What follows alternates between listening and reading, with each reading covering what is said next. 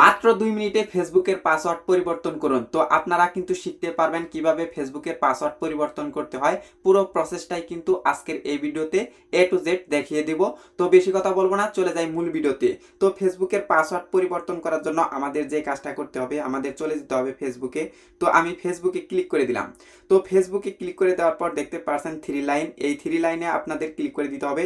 এটা কিন্তু আপনার এখানেও থাকতে পারে। তো আমি 3 লাইনে ক্লিক করে দিলাম। তো 3 লাইনে ক্লিক করে দেওয়ার পর আপনাদের যে কাজটা করতে হবে, একটু নিচের দিকে চলে আসতে হবে। তো নিচের দিকে চলে আসার পর দেখতে পারবেন সেটিংস অ্যান্ড প্রাইভেসি। এই সেটিংস অ্যান্ড প্রাইভেসি এখানে ক্লিক করে দিতে হবে। তো এখানে আমি ক্লিক করে দিলাম। এখানে ক্লিক করে দেওয়ার পর দেখতে পারছেন এখানে কিন্তু সেটিংস নামে একটি অপশন রয়েছে। এই সেটিংস নামে অপশনে আপনাদের ক্লিক করে দিতে হবে। তো আমি সেটিংস নামে অপশনে ক্লিক করে দিলাম। তো এখানে ক্লিক করে দেওয়ার পর দেখতে পারছেন এখানে কিন্তু আগের প্রসেসটি পরিবর্তন হয়ে এখানে কিন্তু নতুন একটি প্রসেস চলে এসেছে।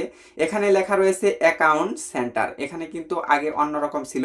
তো আপনাদের যে কাজটা করতে হবে, অ্যাকাউন্ট সেন্টার এখানে ক্লিক করে দিতে হবে। তো এখানে আমি ক্লিক করে দিলাম।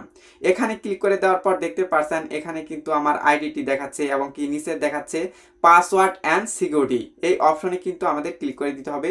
তো এখানে আমি ক্লিক করে দিলাম।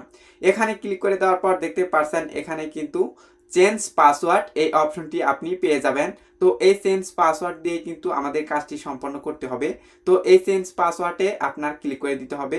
তো আমি ক্লিক করে দিলাম। তো এখানে ক্লিক করে দেওয়ার পর দেখতে পারছেন আপনার আইডিটি কিন্তু দেখাবে। তো আমি আমার আইডিতে ক্লিক করে দিচ্ছি, আপনি আপনার আইডিতে ক্লিক করে দিবেন।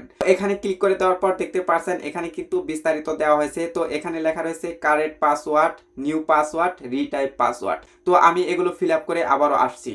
তো আমি কিন্তু সকল তথ্য ফুলফিল করে নিয়েছি। কারেন্ট পাসওয়ার্ড অপশনে কিন্তু আমি আগের পাসওয়ার্ড দিয়ে দিয়েছি, যে পাসওয়ার্ড দিয়ে আমি এতদিন আইডিটি রান করলাম।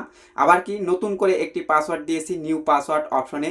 আর রিটাইপ পাসওয়ার্ড অপশনে দিয়েছি, যে নতুন পাসওয়ার্ডটি দিলাম সেই পাসওয়ার্ডটা কিন্তু আমি রিটাইপ পাসওয়ার্ড অপশনে দিয়েছি। তো এখানে দেখতে পাচ্ছেন এখানে কিন্তু একটি টিক মার্ক রয়েছে। তো এটা অবশ্যই আমাকে দিয়ে দিতে হবে, কারণ হচ্ছে আমি যেহেতু পাসওয়ার্ডটি পরিবর্তন করতেছি। এই পাসওয়ার্ডটি পরিবর্তন করলে অন্য কেউ যদি আমার আইডিটি লগ ইন করে থাকে, যদি আমি টিক মার্কটি দিয়ে দেই, তাহলে কিন্তু সাথে সাথে তার মোবাইল থেকে আমার আইডিটি লগ আউট হয়ে যাবে। তো আমাদের এখন যে কাজটা করতে হবে, চেঞ্জ পাসওয়ার্ড অপশনে ক্লিক করে দিতে হবে। তাহলে কিন্তু আমাদের ফেসবুকের পাসওয়ার্ডটি পরিবর্তন হয়ে গেল। তো এই ছিল আজকের ভিডিও।